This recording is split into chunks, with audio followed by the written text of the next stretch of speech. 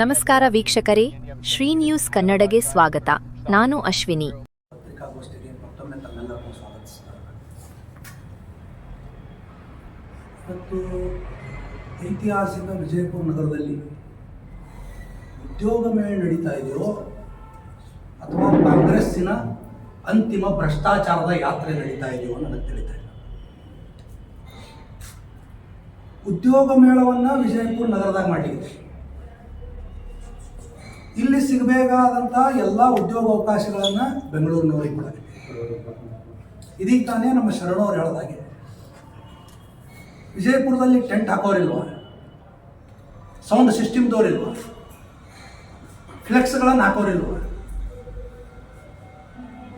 ಕಾರ್ಯಕ್ರಮ ನಿರೂಪಕರಿಲ್ವ, ಇವರೆಲ್ಲರನ್ನೂ ಕೂಡ ನೀವು ಇವತ್ತು ನೇರವಾಗಿ ಬೆಂಗಳೂರಿನಿಂದ ನೇಮಿಸಿದ್ದೀರಿ.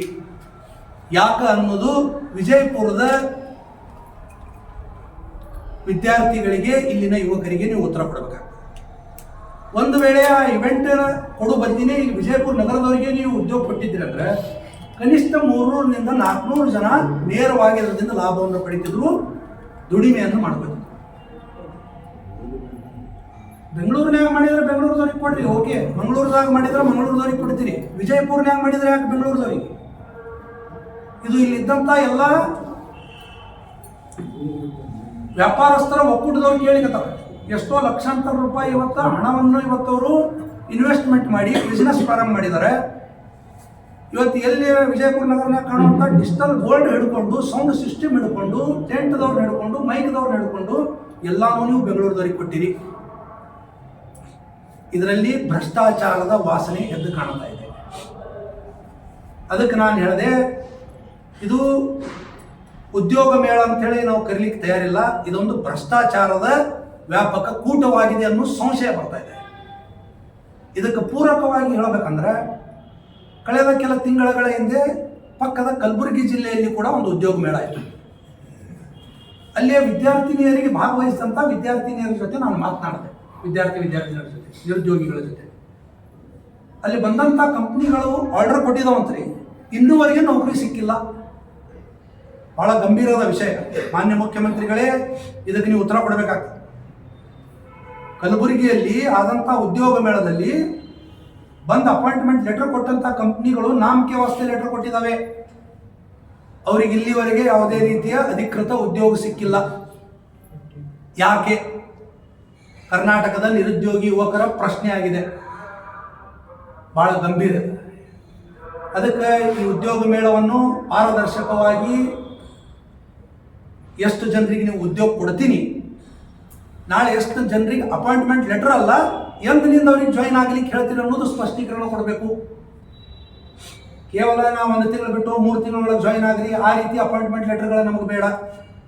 ಇಂಥ ದಿವಸದಿಂದ ಬಂದು ನನ್ನ ಕಂಪ್ನಿಯಲ್ಲಿ ನೀವು ಜಾಯಿನ್ ಆಗಬೇಕನ್ನೋ ಅಧಿಕೃತ ಲೆಟರ್ಗಳನ್ನು ನಮ್ಮ ನಿರುದ್ಯೋಗಿಗಳಿಗೆ ಕೊಡಬೇಕು ಇವರು ಅನ್ನೋ ಆಗ್ರಹವನ್ನು ತಮ್ಮ ಮಾಧ್ಯಮದ ಮುಖಾಂತರ ಮಾಡ್ತೀನಿ. ಇನ್ನೊಂದು ವಿಜಯಪುರದ ವಿಷಯಕ್ಕೆ ಬರ್ತೀನಿ, ಬಹಳ ಗಂಭೀರವಾದ ವಿಷಯ ಮುಂದಿದ್ದು.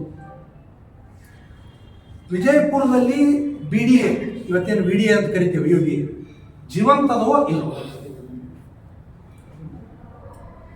ಕಳೆದ 16 ವರ್ಷಗಳಿಂದ BDAದಿಂದ ಯಾವುದೇ ಬಡವರಿಗೆ ಸೈಟ್ ಆಗಲಿ, ಮನೆಗಳ ಯೋಜನೆಗಳಾಗಲಿ ಇವತ್ತು ಪ್ರಾರಂಭಗೊಂಡಿಲ್ಲ. ಸಂಶಯ ಬರ್ಲಿಕ್ಕತ್ತದ, ಆ ಕಚೇರಿಯನ್ನಾದರೂ ಯಾಕೆ ಇಟ್ಟಿರಿ ನೀವು? ವ್ಯಾಪಕ ಭ್ರಷ್ಟಾಚಾರ ತಾಂಡವಾಡಿದೆ.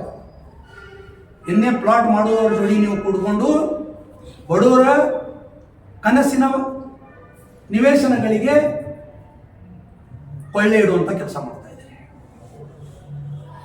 BDA ಇದ್ದು ಉಪಯೋಗ ಏನು? ಬಿಜಾಪುರದಿಂದ ವಿಜಯಪುರ ಆಯಿತು, ನಗರ ಪಾಲಿಕೆಯಿಂದ ಮಹಾನಗರ ಪಾಲಿಕೆ ಆಯಿತು. ಇಲ್ಲಿವರೆಗೆ ಒಂದೇ ಒಂದು ನಿವೇಶನವನ್ನು ಬಡವರಿಗೆ ಕೊಟ್ಟಿಲ್ಲ. ಕಾರಣ ಏನು? ಜನಪ್ರತಿನಿಧಿಗಳು ಉತ್ತರ ಕೊಡಬೇಕಾಗ್ತದೆ. ಪಕ್ಷಾತೀತವಾಗಿ ಹೇಳ್ತೀನಿ,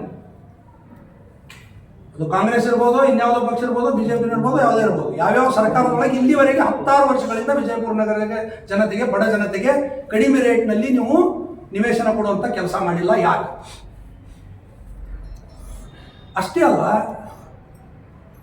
ನಡಬರ್ಕೊಂದು ಬಾರಿ ಅನೇಕ ಹಣವನ್ನು ತಗೊಂಡು ಅಪ್ಲಿಕೇಶನ್ ಕರೆದು ಅದು ಏನಾಯ್ತು ಅನ್ನೋದ್ರ ಬಗ್ಗೆನೂ ಇವತ್ತು ಅಧಿಕೃತ ಮಾಹಿತಿ ಇಲ್ಲ. ಇವತ್ತು ವಿಜಯಪುರದ ಏನೇ ಪ್ಲಾಟ್ ತಗೊಳ್ಳಿಕ್ಕೆ ಹೋದ್ರಂದ್ರೆ ಸಾರ್ವಜನಿಕರ ಪರಿಸ್ಥಿತಿ ಹೆಂಗಾಗಪ್ಪ ಅಂದ್ರೆ ನಮ್ಮ ಶರಣವ್ರು ಹೇಳ್ತಾ ಇದ್ರು ಈಗ ಕನಿಷ್ಠ 2,500 4,000 ರೂಪಾಯಿ ಪರ್ ಸ್ಕ್ವೇರ್ ಫೀಟ್ ಇದೆ. ಹಾಗಿದ್ರೆ ಬಡವರು ನಿವೇಶನ ಗಗನ ಕುಸುಮ ಪಡೆದುಕೊಳ್ಳುವುದು. ಹಂಗಿದ್ರೆ PDA ಯಾಕದ ಇಲ್ಲಿ? ಇದರ ಅವಶ್ಯಕತೆ ಆದರೂ ಏನು, ಅಲ್ಲಿರುವಂಥ ಅಧಿಕಾರಿಗಳ ಕೆಲಸ ಆದರೂ ಏನು ಅನ್ನೋದು ಇವತ್ತು ವಿಜಯಪುರದ ಸಾರ್ವಜನಿಕರ ಯಕ್ಷ ಪ್ರಶ್ನೆ ಆಗಿದೆ. ಇನ್ನೊಂದು ಸೂಕ್ಷ್ಮ ಹಾಗೂ ಬಹಳ ನೋವಿನ ವಿಚಾರ, ಆರ್ಕಿಯಾಲಜಿಕಲ್ ಡಿಪಾರ್ಟ್ಮೆಂಟ್.